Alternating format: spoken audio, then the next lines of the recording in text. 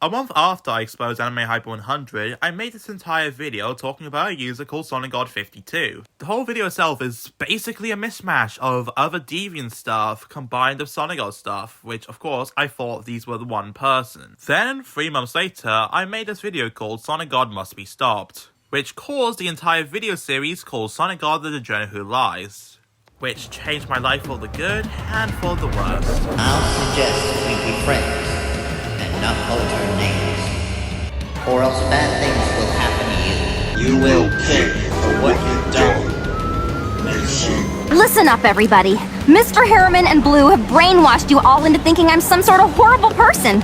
All the videos shown here came from May 2024 to September 2024, or as I like to call it, the hilariously stupid SonicGod War of 2024. Almost every video SonicGod made about me contains threats. Heck, the video I'm just showing you right now actually caused SonicGod's Tie Dragon Productions channel to get banned off YouTube, which of course wasn't the first time SonicGod's video got taken down for harassment.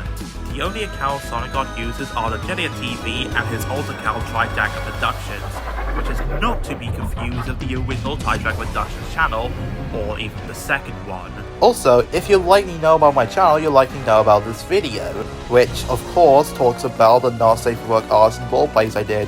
Which, by the way, yes, they are true, but some parts are just poorly researched, like him saying the white cat, aka Bongo Cat, used in the artworks is a literal child. Which, by the way, this entire pissing artwork is not made by me, but another artist, which you may recognize the artist for his own artworks, or re-uploads of his art by other people on the site.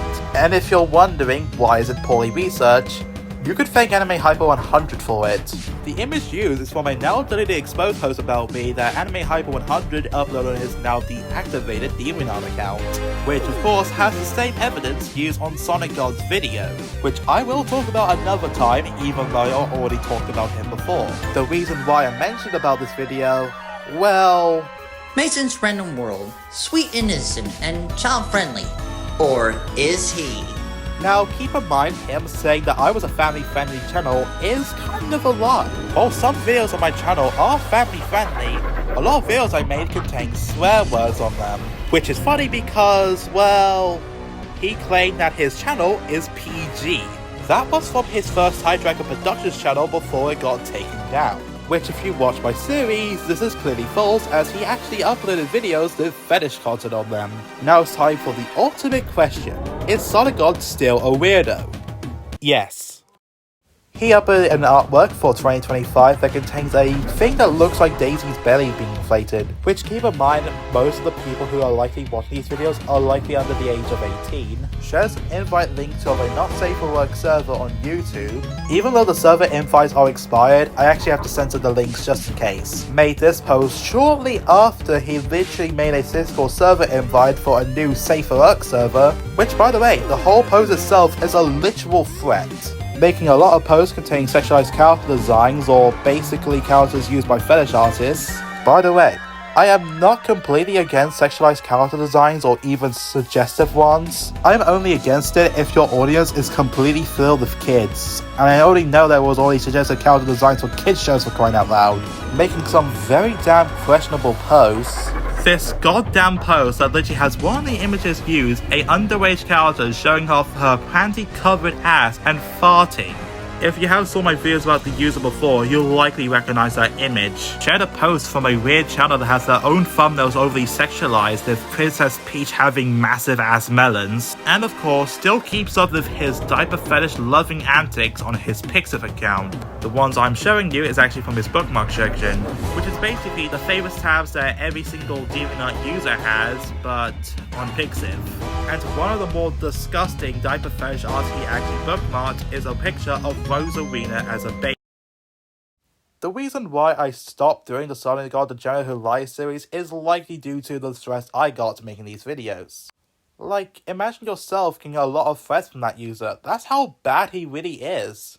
And I have likely said it before, but if SonicGod at least ignored the drama, or basically at least apologized, that would have been perfectly fine. The whole series wouldn't continue. Heck, I didn't even mention about his first channel, King of Wolves, which he created before he got turned to the DeviantArt Degenerate Who Lies. If it wasn't for the First Man drama, I wouldn't make these entire video series. This whole video is a bonus episode made for the nearly 1 year anniversary of this entire series. And if it wasn't for the Sonic Girls series, I wouldn't start making those entire weird artworks of my own characters.